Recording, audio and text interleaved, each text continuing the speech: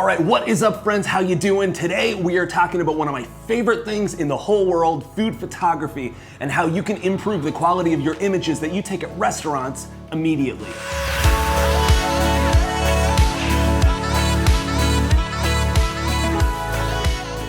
So I am both a chef and a photographer, so that means that I'm taking images of the dishes that I cook in my own studio primarily. But I love taking images at restaurants or at markets and that kind of thing when I'm on vacation, just like anybody else does. I have not met very many people who don't take photos of food, and even the people who say that they're not food photographers and they're not into food photos, pretty much the first thing they do when they go on vacation is capture a photo of the food, because they're capturing a moment in time. They're capturing this moment that says, I wish you were here with me, or I wish you were experiencing what I'm experiencing. It goes way beyond the food. Okay, so here are my top 5 tips to improve your food photography today. Okay, so number 1, find your hero. So what is the hero in food photography? It's essentially where you want the viewer's eye to be drawn to immediately. It could be the perfect piece of basil on top of an amazing dish of pasta. It could be beer being poured. It could be the butter or the goat cheese on top of steak. It's essentially the rock star element, the hero element to the photograph, and ultimately to the dish, of course. It's the Bono element, or the Beyonce element if that's more your jam. It's whoever walks in the room and you immediately, your eyes are drawn to them, you can't look away from them. Find that element in your dish. The hero element is essential in creating an image that's compelling, and you are able to draw the viewer's eye to that thing that you really fell in love with about that dish and about that dining experience. Number 2, the daytime is your best friend. So most people, of course, when they go to a restaurant are not bringing LED light panels and strobes and flash photography with them. That means that the best lighting option that you have is daylight, natural daylight in the middle of the day. So if you're out and you're eating dinner with your friends and your family and it's 8 or 9 o'clock at night, take photos, have tons of fun. But if you want to be intentional about creating better food photographs that are more like the ones that you see and aspire to start shooting, you need to be intentional about shooting when the light is at its best. And at a restaurant, that's during the day, capitalizing on that natural light. It's consistent light, you know that it's gonna be good light, and you know that you're gonna come away with some images that you're really proud of. All right, so number 3, ask for the best seat in the house. So the first thing that I do when I go to a restaurant for the purpose of taking food photos is I take a look around. I'll see how the restaurant is laid out, what the best available light, what the best available table is gonna be, and I ask if I can sit at that table. If someone's there already, that's cool. In like 20 minutes, half an hour, they probably won't be. And restaurants have no problem with you waiting for that specific table.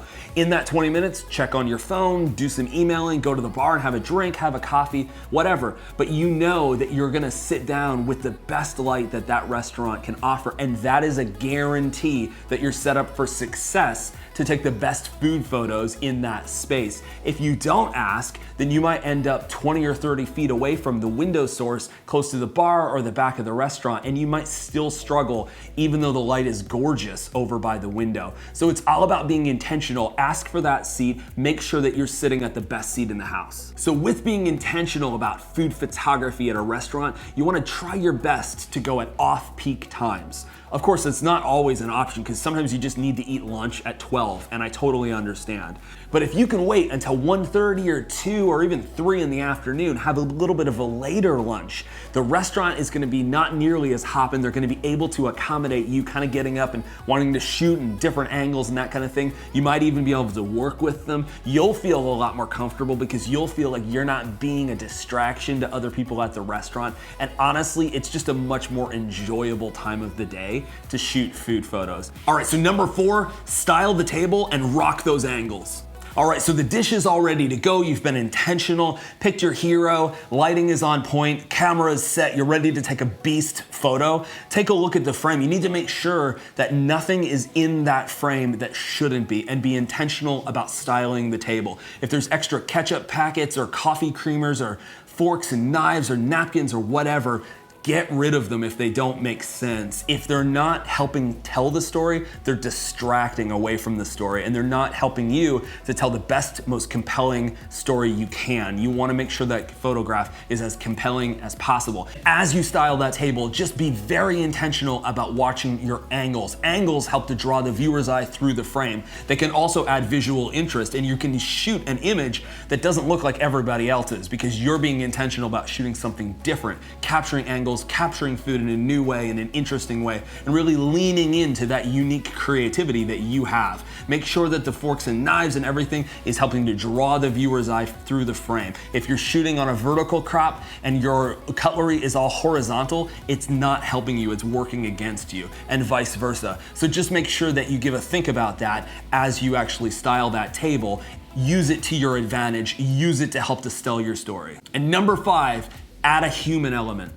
One of the most important things in creating a compelling food photograph is adding a human element wherever possible. It could be a bottle of wine being poured into a glass. It could be some hands holding cutlery. It could be a chef slightly out of focus in the background with the food in focus in the foreground.